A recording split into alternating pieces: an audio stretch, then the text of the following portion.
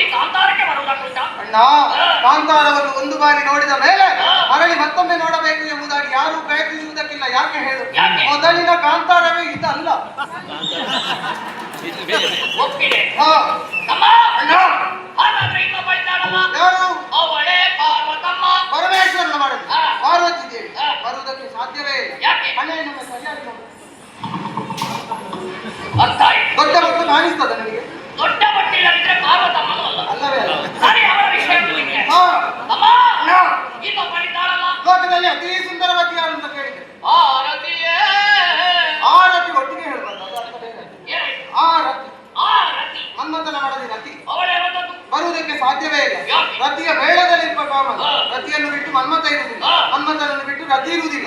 ಒಂದೊಮ್ಮೆಗೆ ಇಂದಿನ ದಿವಸ ಈ ಕಾನನಕ್ಕೆ ರತಿ ತಿರುಗಾಟಕ್ಕೆಂದು ಬಂದಿದ್ದರೂ ಸಹ ಇಲ್ಲಿ ಎಲ್ಲಿಯಾದ್ರೂ ನಿನಗೆ ಮನ್ಮಥ ಕಾಣಿಸ್ತಾನೆ. ಒಮ್ಮೆ ನೋಡು.